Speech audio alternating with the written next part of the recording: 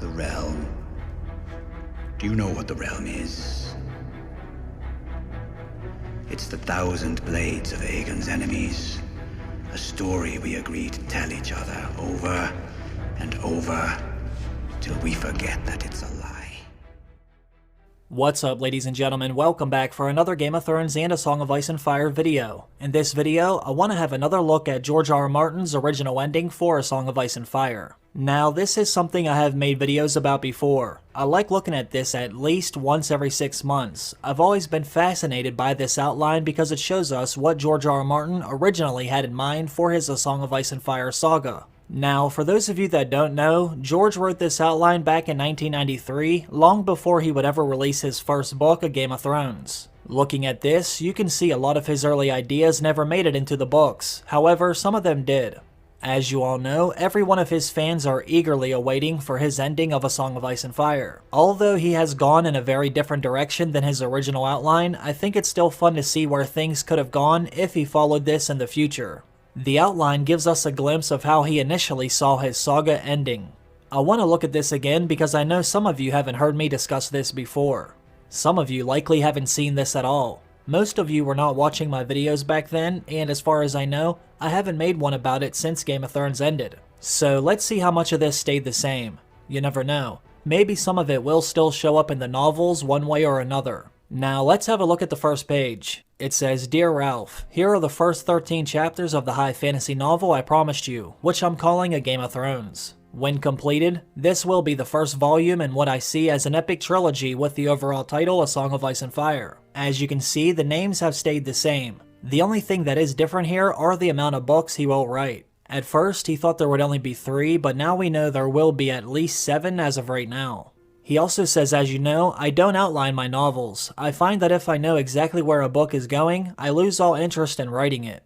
I do, however, have some strong notions as to the overall structure of the story I'm telling, and the eventual fate of many of the main characters in the drama. Now, this might actually explain why he hasn't released The Winds of Winter. Maybe he really has lost all interest in writing it because he knows where it will end."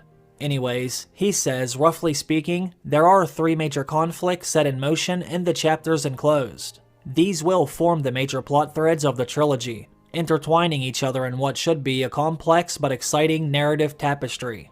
Each of the conflicts presents a major threat to the peace of my imaginary realm, the Seven Kingdoms, and to the lives of my main characters. This sounds exactly like A Song of Ice and Fire. The first threat grows from the animosity between the great houses of Lannister and Stark as it plays out in a cycle of plot, counterplot, ambition, murder, and revenge, with the Iron Throne of the Seven Kingdoms as the ultimate prize. This will form the backbone of the first volume of the trilogy A Game of Thrones.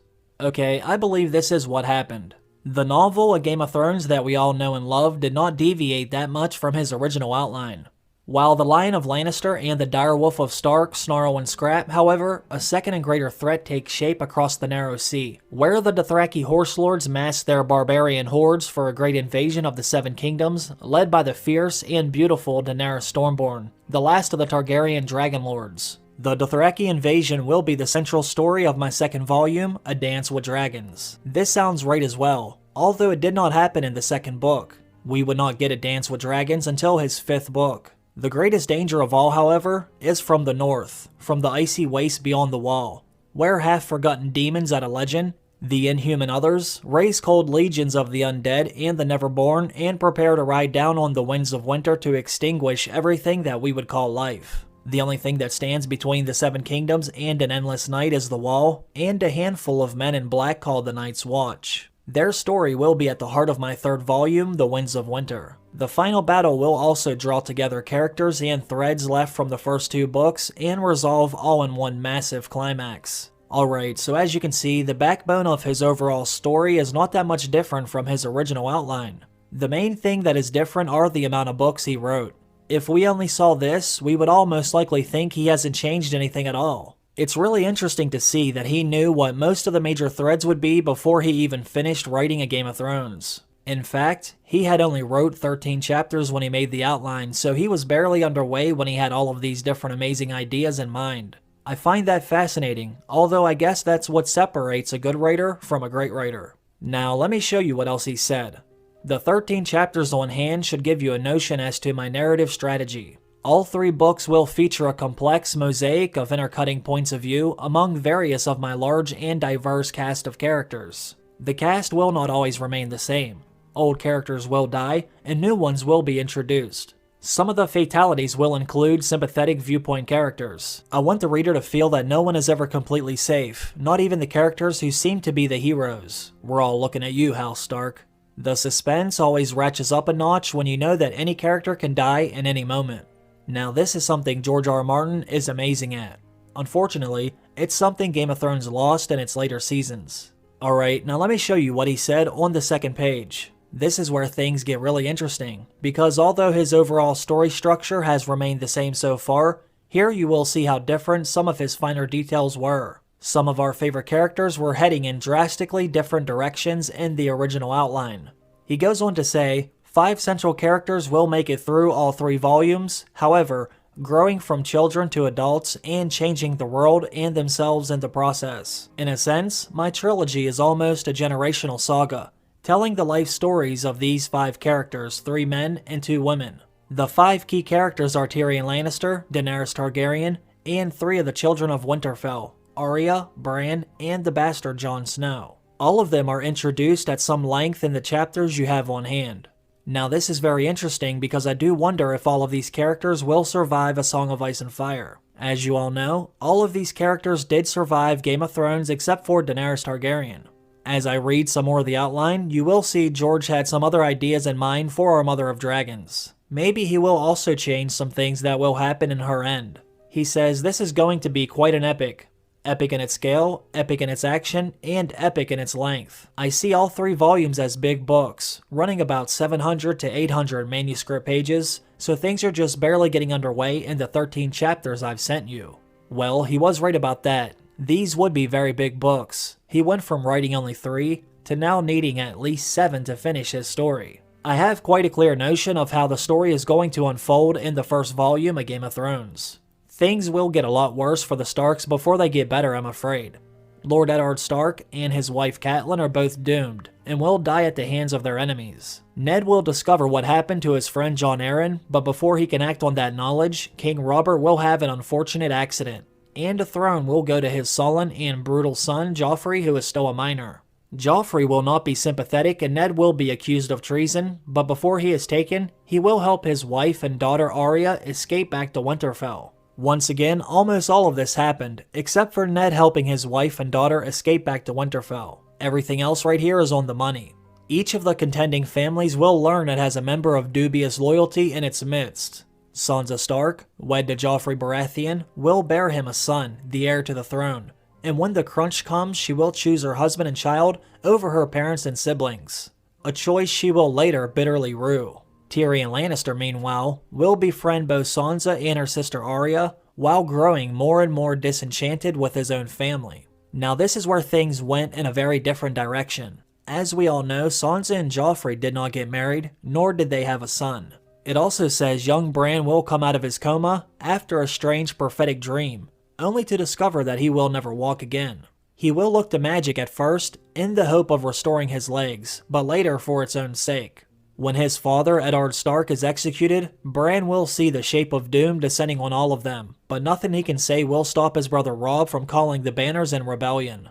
All of the North will be inflamed by war. Robb will win several splendid victories and maim Joffrey Baratheon on the battlefield, but in the end, he will not be able to stand against Jaime and Tyrion Lannister and their allies. Robb Stark will die in battle, and Tyrion Lannister will besiege and burn Winterfell. What it says here about Bran Stark is accurate. All of this did happen, however, what it says about Robb and Tyrion is very different than what we got.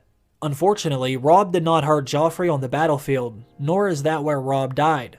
Now, although I did not want Robb to die, I am glad it was at the Red Wedding because I think that made for a much better scene. And as we all know, Lord Tyrion did not burn down Winterfell. That was Ramsay. Let's see what it says about Jon. It says Jon Snow the Bastard will remain in the far north. He will mature into a ranger of great daring and ultimately will succeed his uncle as the commander of the Night's Watch. When Winterfell burns, Catelyn Stark will be forced to flee the north with her son Bran and her daughter Arya. Wounded by Lannister riders, they will seek refuge at the Wall, but the men of the Night's Watch give up their families when they take the Black, and Jon and Benjen will not be able to help. It will lead to a bitter estrangement between Jon and Bran. Arya will be more forgiving, until she realizes that she has fallen in love with Jon, who is not only her half-brother, but a man of the Night's Watch, sworn to celibacy. Their passion will continue to torment Jon and Arya throughout the trilogy, until the secret of Jon's parentage is finally revealed in the last book. Now this is insane. I am so glad George did not have Arya and Jon start a romantic relationship with one another. This may also help explain why they do have so much love for each other. He most likely was setting this up in the first book before he ultimately decided to go in another direction. That's why we see Jon and Arya thinking about each other so much. We can also see that Catelyn's original story was very different. We never saw her at Castle Black. There are some fans who think she will show up at Castle Black as Lady Stoneheart right around when Jon is resurrected. That would be very interesting if so, especially considering how much she already hated Jon before she died. Now that she's this angry, hell-bent Lady Stoneheart, who knows how she would react if she saw him now. Alright, now let's have a look at the last page of the outline. It says, abandoned by the Night's Watch, Catelyn and her children will find their only hope of safety lies even further north beyond the Wall, where they fall into the hands of Mance Rayder, the king beyond the Wall, and get a dreadful glimpse of the inhuman others as they attack the wildling encampment. Bran's magic, Arya's sword needle, and the savagery of their direwolves will help them survive, but their mother Catelyn will die at the hands of the others. It's hard for me to even imagine this. If Arya would have been with Bran the whole time, and not Jojen and Mira, would he have ever met the Three-Eyed Raven? It says Bran has magic, but it never does say how he acquired it. I'm also glad Catelyn was at the Red Wedding instead of dying out beyond the Wall. As interesting as that may have been, I still think the Red Wedding is a much better idea. It was easily one of the single greatest moments in all of A Song of Ice and Fire. Over across the Narrow Sea, Daenerys will discover that her new husband, the Dothraki Khal Drogo, has little interest in invading the Seven Kingdoms, much to her brother's frustration. When Viserys presses his claim past a point of tact or wisdom, Khal Drogo will finally grow annoyed and kill him out of hand, eliminating the Targaryen pretender and leaving Daenerys as the last of her line. Daenerys will bide her time, but she will not forget. When the moment is right, she will kill her husband to avenge her brother, and then flee with a trusted friend into the wilderness beyond vast Dothrak. There, hunted by Dothraki bloodriders, she stumbles on the dragon eggs, and she will eventually bend them to her will. Then she begins to plan for her invasion of the Seven Kingdoms. There are some slight differences here. Daenerys obviously did not kill Drogo to avenge her brother. She also did not find the dragon eggs on her own, although I actually like that better. One of the knocks against her is that she was given everything. I think it would have made things even more magical if she would have found them on her own, as if something was leading her there. And lastly, it says Lord Tyrion Lannister will continue to travel, to plot, and to play the Game of Thrones, finally removing his nephew Joffrey in disgust at the Boy King's brutality. Jaime Lannister will follow Joffrey on the throne of the Seven Kingdoms by the simple expedient of killing everyone ahead of him in the line of succession, and blaming his brother Tyrion for the murders. After he's exiled, Tyrion Lannister will change sides, making common cause with the surviving Starks to bring his brother down, and falling helplessly in love with Arya Stark while he's at it. His passion is, alas, unreciprocated, but no less intense for that, and it will lead to a deadly rivalry between Tyrion and Jon Snow. Holy smokes, this is obviously extremely different than what is in the A Song of Ice and Fire novels. Here, it does sound like Tyrion kills Joffrey. Well, it actually only says he removed him. It doesn't necessarily say he murdered him, although that would make it better if you ask me. I am happy Jaime and Tyrion were not fighting each other like they were here. I actually like their relationship the way it is now, or at least the way it was before Jaime revealed what really happened with Tyrion's former wife. One other thing that I do not like about this is the whole Arya, Jon, and Tyrion relationship. I don't know what the hell George was thinking here, but I don't like it. Regardless of that, I am still fascinated with this original outline. I love seeing all these different ideas because it does give us some insight into what George R.R. Martin saw for the characters, although some of it never did happen. Now I'm sure some of you will hate the idea that I made this video because of how irrelevant most of this is. However, I do hope some of you find this to be as interesting as I do. It's like stepping into an alternate A Song of Ice and Fire universe. You could almost consider it the very first fan fiction, only it was written by the man himself. Now, since almost all of the major threads and themes stayed the same, I do wonder what that means for Daenerys. It's obvious George R.R. Martin already had most of this story well thought out in his head. Considering Daenerys is a main character, I wonder if she will still meet the same fate he initially had in mind for her. We can see a lot of the smaller details are different, but that doesn't mean their final scenes will be. He originally wanted her to live, but maybe he no longer feels the same way. One day, I hope we find out. Leave me some of your thoughts on this down below. I'm always interested in seeing what all of you have to say. As always, I want to thank you for watching my video. I hope everyone has a great day. Bye.